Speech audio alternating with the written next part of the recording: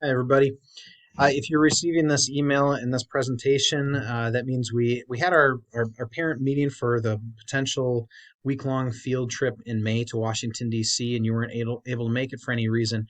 And I'm sending this to you now because really, we really need everybody's feedback about this. So I want to share this information with you. You can talk about it, and then I've got a link at the end to a quick survey to get your response because we've got about 100 people that we're dealing with, um, and it's kind of got to be an all or nothing sort of thing. So here's what we discussed, and this was the outline of our meeting the other night.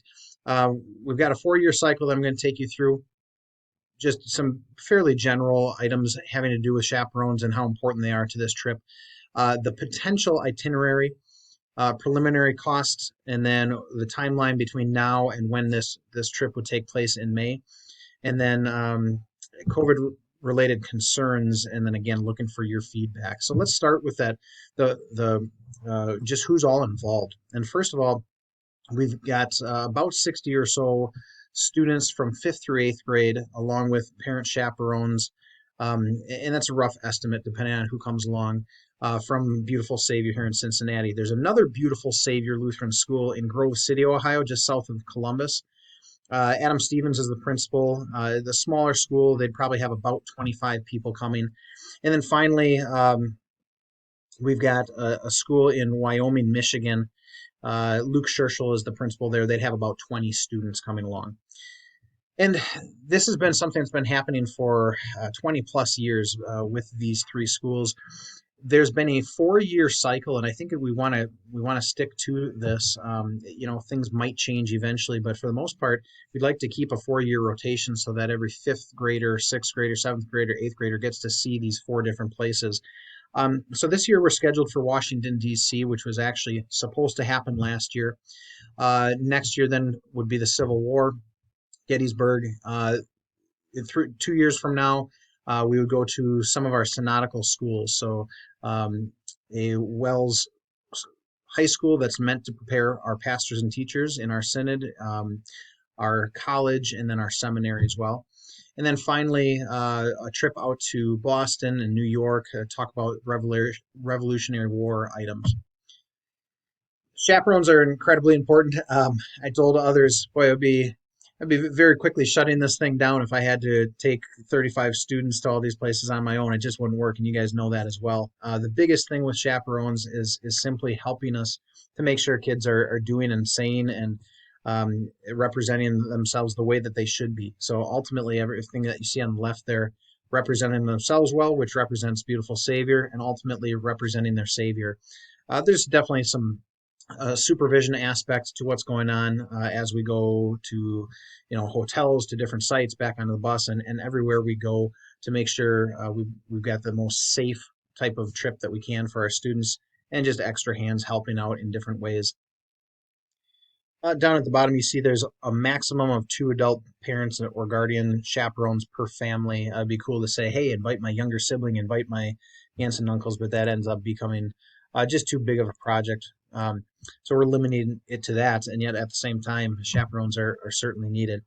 So as we look toward Washington, D.C., which was scheduled for this year, and looking at what's available, what's not available based on openings and closures due to COVID, this is basically what we're looking at this point in time. So there's a handful of things like the Museum of the Bible, Iwo Jima Memorial, a few other memorials. I think all the memorials on the mall, that's like the main grass area where you think of the monuments.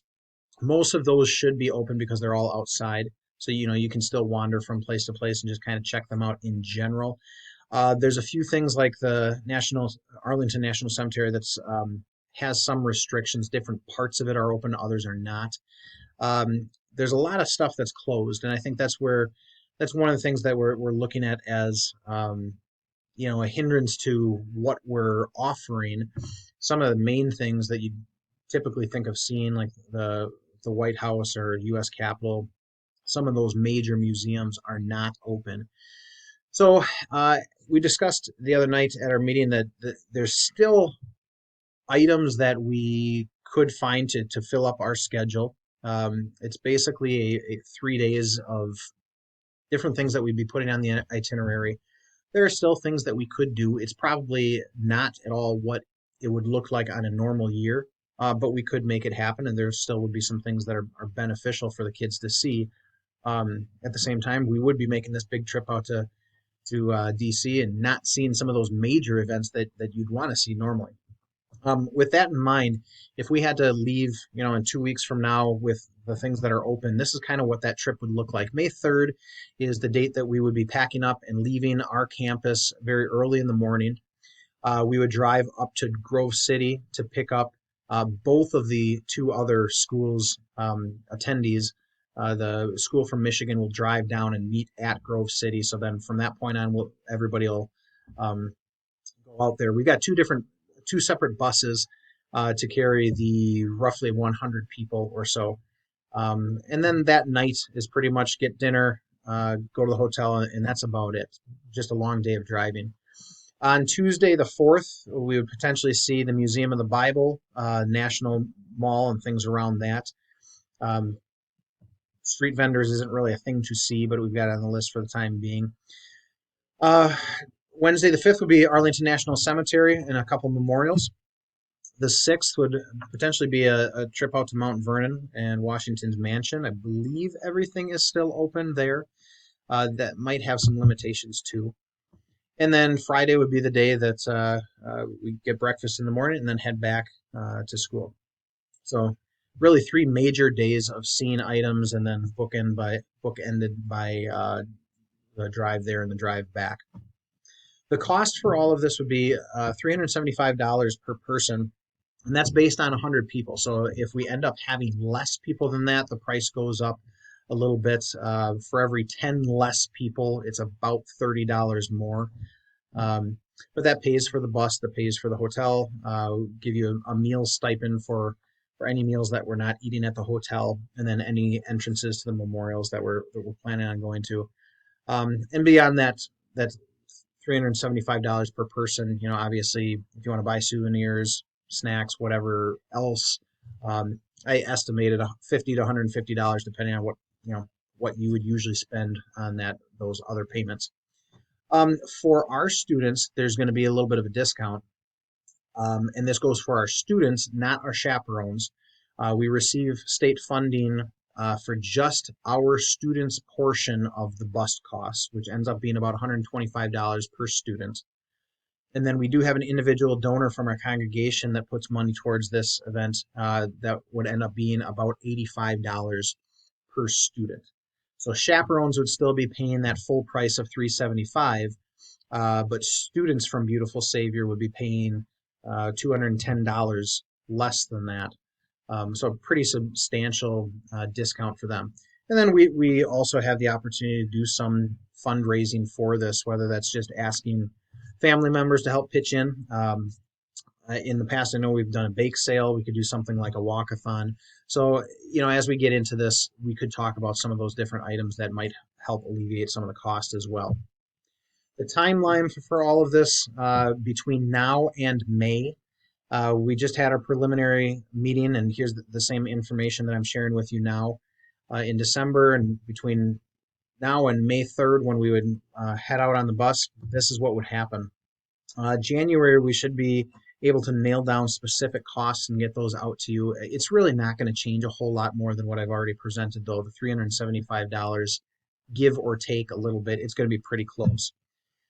We need commitments by February. So I'm looking for kind of a soft commitment now to say, yes, we think this is worth pursuing, or no, we don't want to do this trip because of either cost or we don't feel we're getting the experience we normally would.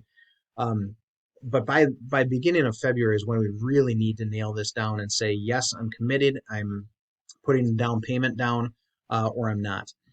And then we've got a little bit of time then once we know who's all coming to do, make a list of who's staying in which rooms and all that kind of stuff, all the fine details. The very end of March would be the last chance that we have to back out of this trip completely, mainly because of a 30-day grace period for the buses and for the hotels.